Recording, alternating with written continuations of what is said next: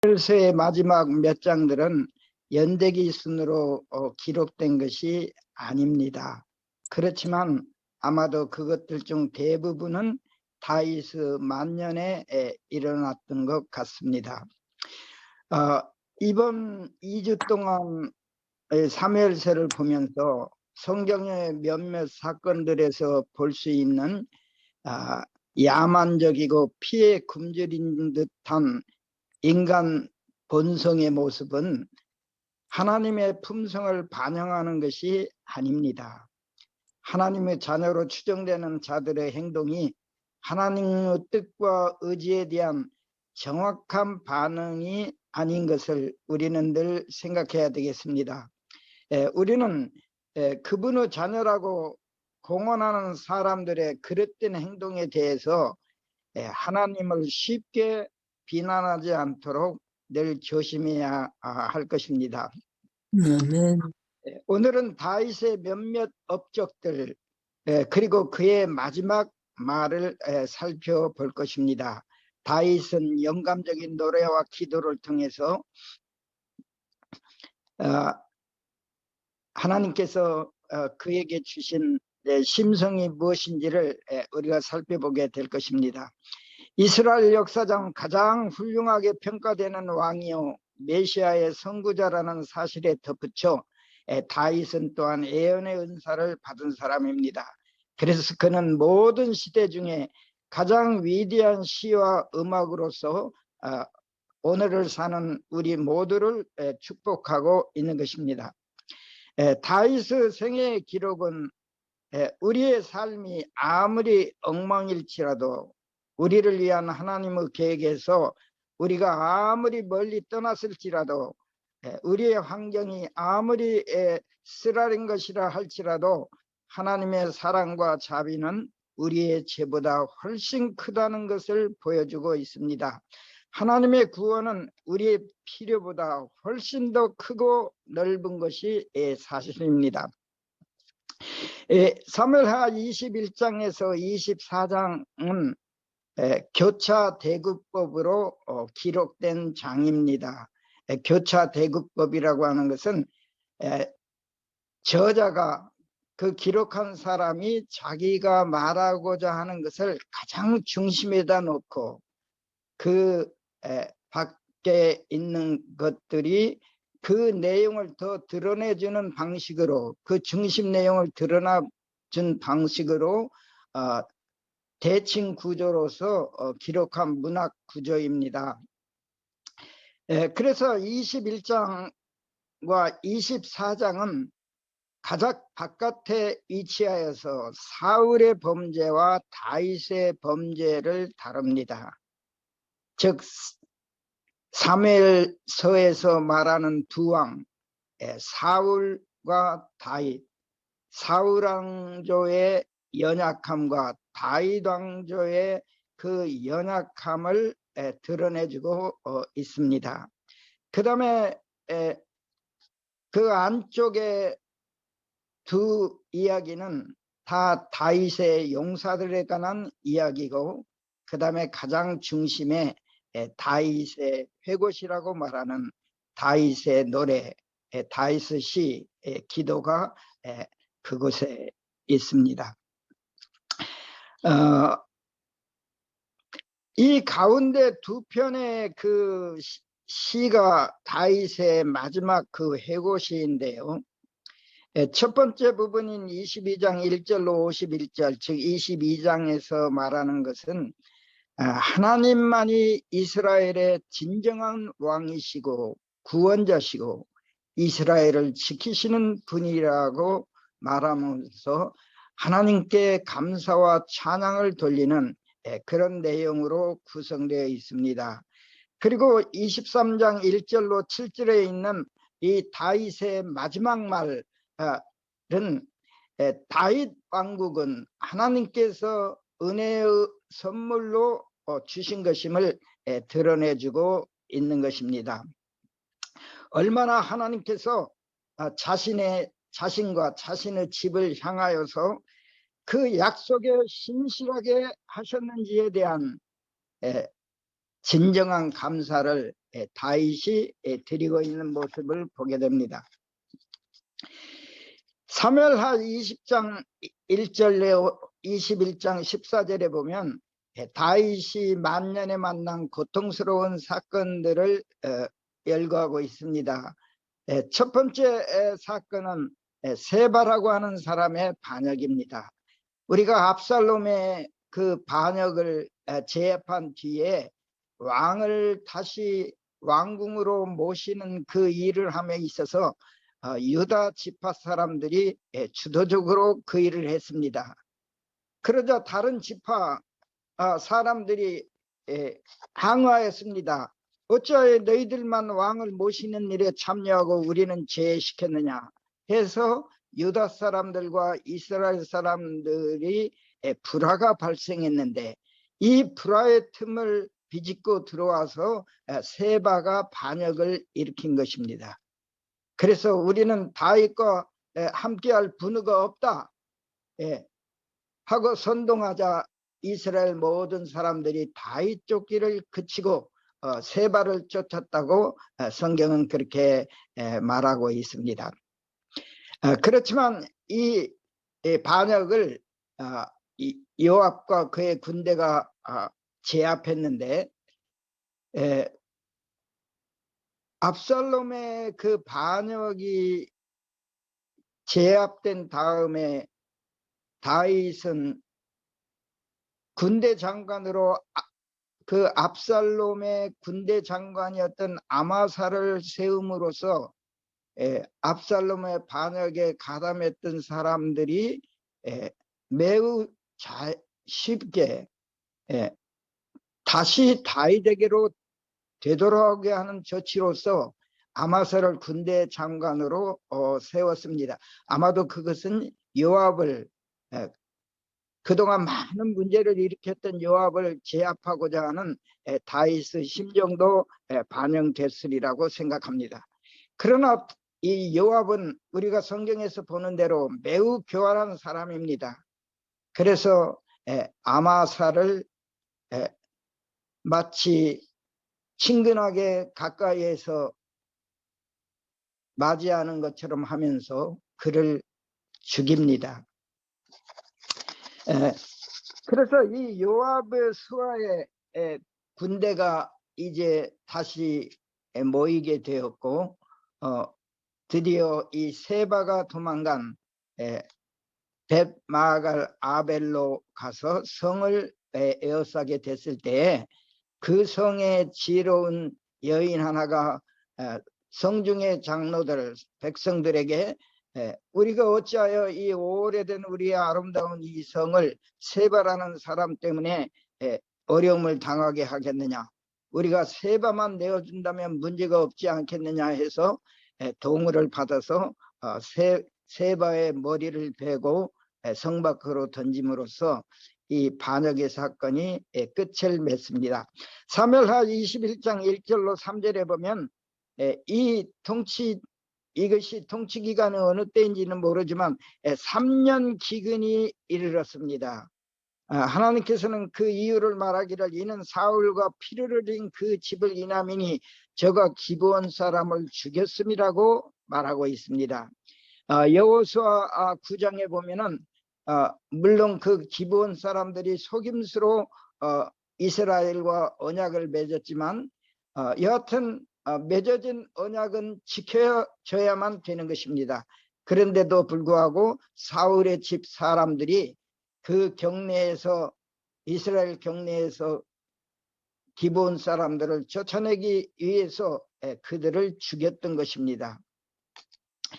그래서 기브온 사람들이 항의를 합니다. 다윗에게 우리의 언약을 맺고도 사울은 그 언약을 지키지 않았다. 그러니 우리를 이스라엘 경내에서 쫓아내려고 하였던 사울의 가족 중 7명을 우리에게 주면 우리가 그들을 처단함으로써 이 문제를 해결하겠다 하는 의사를 비쳤을 때 리스바 사울의 첩이었던 리스바의 2 아들 그리고 사울의 딸 메라브 아들 5명을 내어줘서 그 문제를 해결하게 됩니다.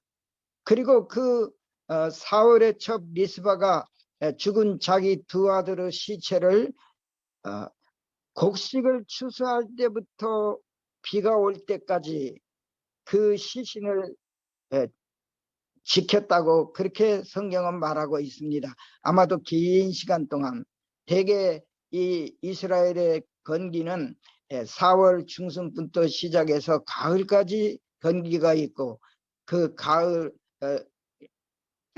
후반부에 이 비가 오는데 만일 이 기근으로 인하여서 그 기근의 요인이었던 기본 사람들의 그 억울함을 다윗이 풀어줌으로 해서 비가 왔는지 그렇지 않은지는 성경이 침묵하고 있기 때문에 우리가 잘 모르지만 정상적이라면은 가을 때 가을 추수를 끝나고 난 다음에서 이제 비가 오도록 되어 있었던 것입니다.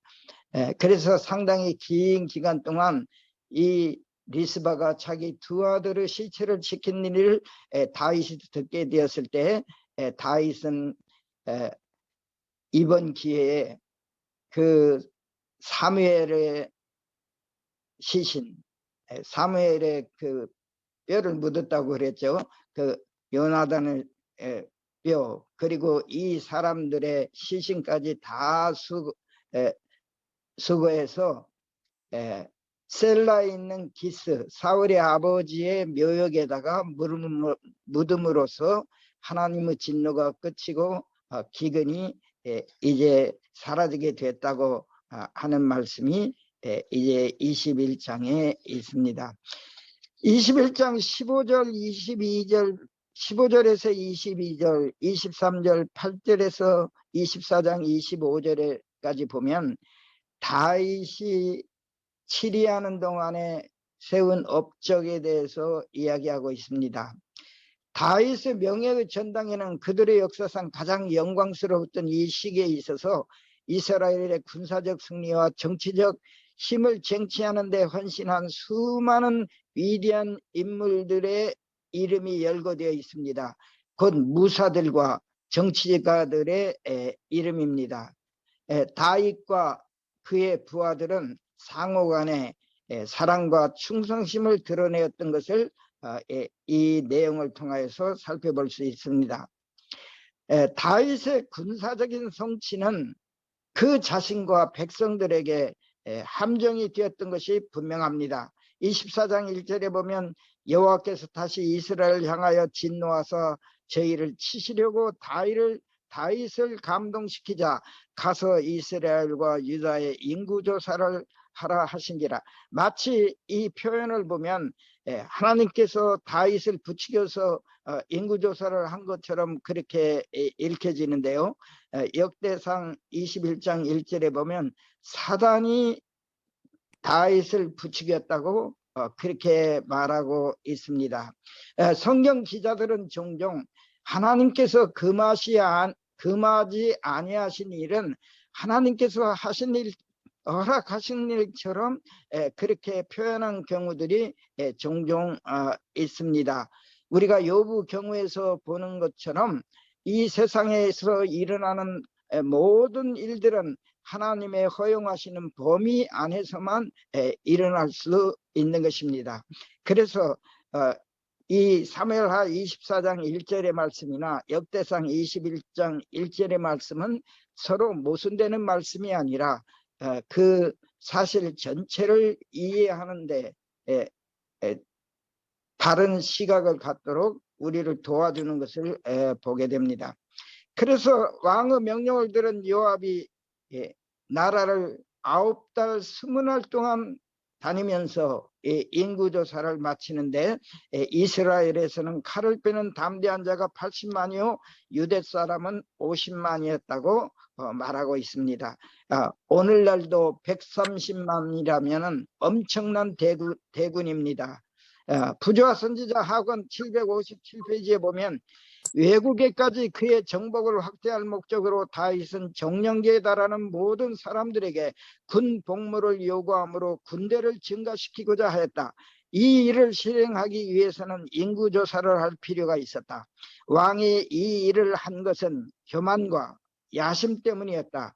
백성을 계수함으로 그가 왕위에 오를 때에 나라가 약하였던 것과 그의 치세 아래 나라가 강하고 번영한 것 사이에 큰 차이를 보게 될 것이었다. 이 일은 이미 왕과 백성 양편이 지나치게 자신들을 믿는 마음을 조성하게 될 것이었다라는 표현으로 이 인구조사를 하는 것도 백성들도 기뻐했던 것을 암시해주고 있습니다.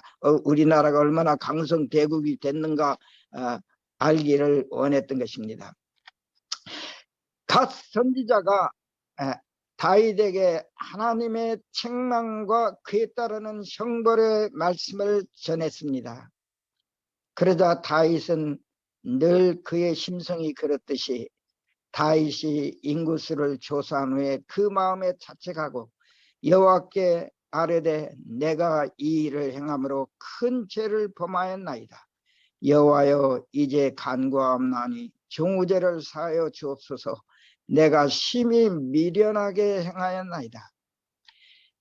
다윗이 하나님께 자신이 인구수를 조사한 일이 그 다윗의 마음 가운데 있었던 것임을 고백합니다.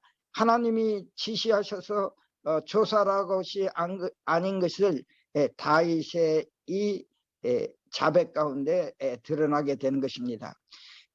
그리고는 하나님께서 다윗에게 말합니다. 내가 내게 세 가지를 보이겠으니 너는 그 중에서 하나를 택하라. 내가 그것을 행하리라. 그 세 가지는 7년 기근을 당할 것인지, 석 달을 대적에게 쫓길 것인지, 3일 동안 온역이 있을지를 택하라고 말씀하십니다.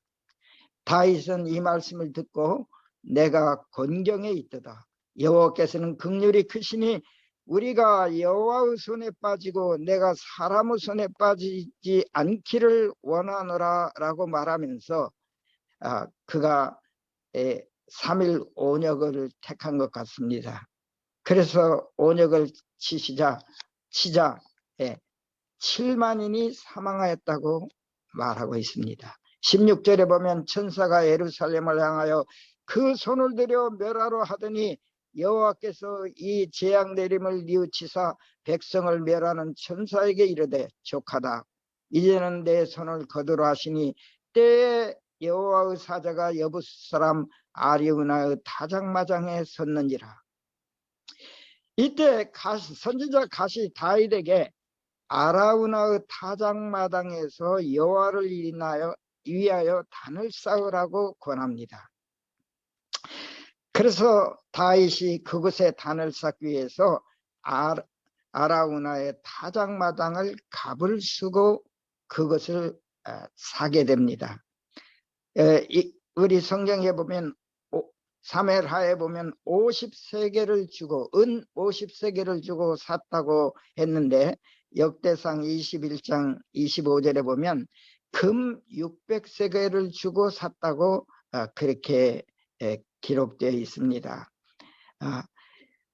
다윗이 이것을 돈을 주고 사겠다. 그냥 아라우나는 그냥 이곳에서 제사를 지내시고 왕이 원하시는 대로 하옵소서라고 했지만 굳이 다윗이 돈을 주고 이 타작마당을 사서 그곳에 단을 쌓고 번제와 화목제를 드렸던 것은 이 땅이 부조 아브라함이 모리아산에서 이삭을 드렸던 바로 그 장소이고 후에 솔로몬이 이곳에다가 다윗이 짓기를 원했지만 짓지 못했던 하나님의 성전을 이 땅에 건설하게 됩니다. 참 하나님의 섭리는 우리들의 인간의 실수를 하나님의 복된 것으로 이렇게 전환시키는 놀라운 모습을 우리들에게 보여줍니다. 하나님께서 다윗이 그곳에서 단을 쌓고 제사를 드렸을 때 그 땅을 위하여 기도를 들어주시고 이스라엘에게 내린 재앙이 그쳤다고 성경 말합니다. 이제 우리가 오늘 살펴볼 내용 중에 가장 중요한 사무엘하 22장과 23장의 말씀을 보겠습니다. 이 말씀 가운데 이 말씀은 하나님의 능하신 구원과 수많은 축복들에 대한 감사의 내용을 담고 있습니다. 모든 것이 다 하나님께로부터 이르러 왔다는 것입니다. 여호와만이 우리의 구원이시고 여호와의 권능과 힘으로써 다윗 왕국이 세워지게 되었다고 다윗은 고백하게 됩니다. 이 사무엘 22장의 시는 시편 18편에도 나오는데 똑같습니다. 다 같은 사무엘하는 51절인데 1절 말씀은 다윗이 이렇게 기도했다는 말씀이고 실제로 그 기도 내용은 시편 18편과 절수도 50절이고 사무엘하 22장에 있는 기도의 절수도 55장입니다. 50절입니다. 그런데 여기서 다윗은 말하기를 여호와는 나의 반석이시다. 나의 여사시다. 나를 건지시는다. 나의 하나님이다. 나의 피할 바이다. 나의 방패다. 나의 구원의 뿌리다. 나의 산성이시다. 나의 높은 망대이시다. 나의 피난처시다. 그리고 나의 의지가 되신다고 말하고 여호와께서 나를 높은 곳에 세우고 내 손을 가르쳐 싸우게 하시고 나를 붙들고 나를 크게 하셨다고 고백하고 있습니다. 다윗 왕국의 성공은 모든 것이 진정한 왕이신 하나님께서 해주신 것이라고 고백을 함으로써 오늘 우리가 시작하기 전에 부른 찬미처럼 왕이신 여호와, 이스라엘의 진정한 왕이신 여호와를 찬양하고 감사하는 노래를 다윗이 부르는 것을 보게 됩니다. 사무엘하 23장 7절에 보면 이것은 다윗의 공식적인 마지막 말인데 인간의 감각과 경험을 초월하는 하나님의 약속을 향한 자기의 믿음을 진솔한 마음으로 고백합니다. 이는 다윗의 마지막 말이라 이새의 아들 다윗이 말하며 높이 들리은 자 야고보 하나님의 기름 부음을 받은 자 이스라엘의 노래 잘하는 자가 말하도다. 여기 마라미아라는 말은 히브리어로 느음이라는 말인데 하나님께서 직접 주시거나 선지자들을 통해 주어지는 거룩한 말씀을 가리킵니다. 예를 들어서 에레미야 1장 9절에 보면 보라 내가 내 말을 내 입에 두었나니 2절에는 여호와 신이 나를 빙자하여 말씀하시며 그 말씀이 내 혀에 있도다 이렇게 말함으로 하나님의 성령의 감동을 받아서 다윗이 이 말을 이 기도를 감사와 찬송을 하고 있는 것을 보게 됩니다. 여기 특별히 높이 들리온 자라고 그 자신을 표현했는데요. 본래 다윗은 목장에서 양을 기르던 사람이었습니다. 그런데 여호와께서 그를 택해서 선지자와 왕의 높은 지위로 그를 올려주신 것입니다. 다른 말로 해서 다윗 왕국은 하나님의 선물이요 하나님의 은혜라고 하는 것을 다윗이 지금 찬양하고 있는 것입니다. 내 힘이나 능력이나 지혜로 이 거대한 왕국을 세운 것이 아니요 하나님이 나에게 은혜로 선물로 주신 것이라고 그렇게 말하고 있는 것입니다. 3절에서도 이스라엘아 하나님이 말씀하시며 이스라엘 바위가 내게 이르시기를 사람을 공으로 다스리는 자, 하나님을 경외함으로 다스리는 자요. 즉 하나님께서 주신 말씀에 율법에 입각하여서 의로운 통치자에게 주시는 하나님의 복됨을 찬양하고 있는 것입니다. 다스리는 사람들은 항상 하나님을 경외하는 가운데 일해야 되고 하나님의 임명에 의하여 다스리는 것이지 자신의 모든 결정에 의하여서 다스릴 때는 하나님께서 책임을 물으신다는 것을 항상 기억하고 있다는 것을 드러내고 있는 것입니다. 4절에 보면 저는 돋는의 아침빛 같고 구름 없는 아침 같고 비후의 광선으로 땅에서 음이 돋는 새풀 같으리라고 그렇게 말합니다. 시편 89편 36절에 보면 그 위는 그의 왕위는 해같이 항상 있다고 그렇게 말하고 있습니다. 하나님을 대신하여 다스리는 자는 해 같아서 이 땅에 빛과 온기와 축복을 가져와야만 된다는 것입니다. 땅의 실록 즉 새풀은 햇빛과 비가 작용한 결과로 나타납니다. 왕이 하나님께서 주신 빛에 의하여서 백성을 다스릴 때 참된 열매를 맺게 된다고 하는 것을, 그래서 공의롭고 정의로운 나라 세상이 될 수 있음을 지금 다윗은 말하고 있는 것입니다. 내 집이 하나님 앞에 이같이 아니하냐. 하나님이 나로 더불어 영원한 언약을 세우사 만사에 구비하고 견고케 하셨으니 나의 모든 구원과 나의 모든 소원을 어찌 이루지 아니하랴. 다윗은 이곳에서 이렇게 말합니다. 나의 집이 하나님과 더불어서 이렇게 서 있는 것이 아닌가.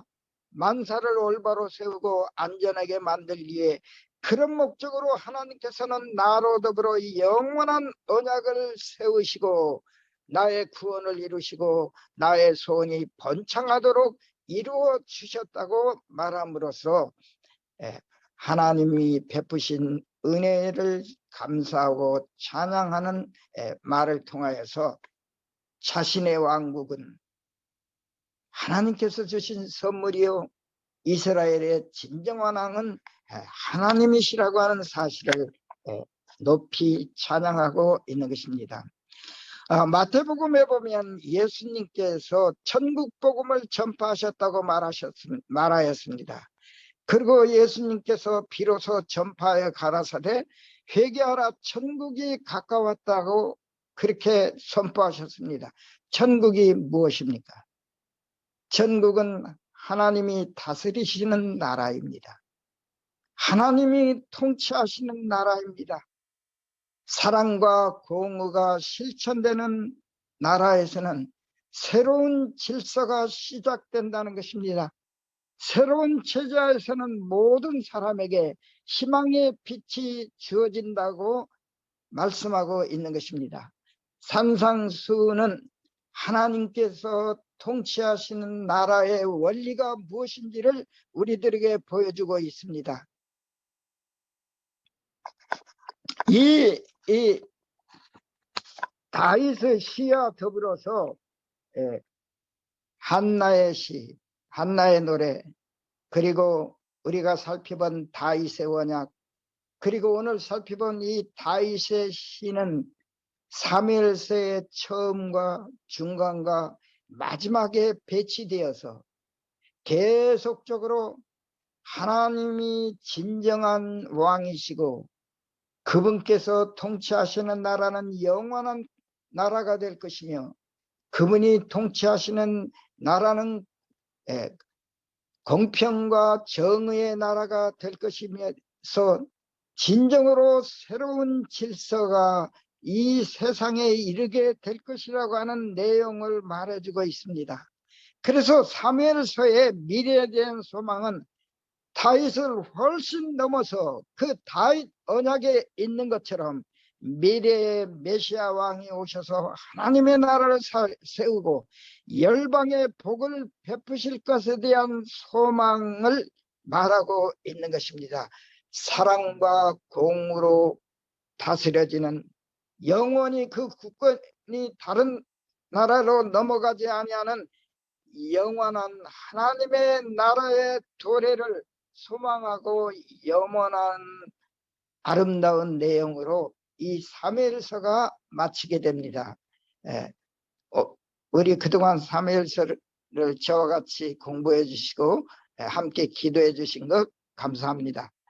이제 강의를 마치겠습니다.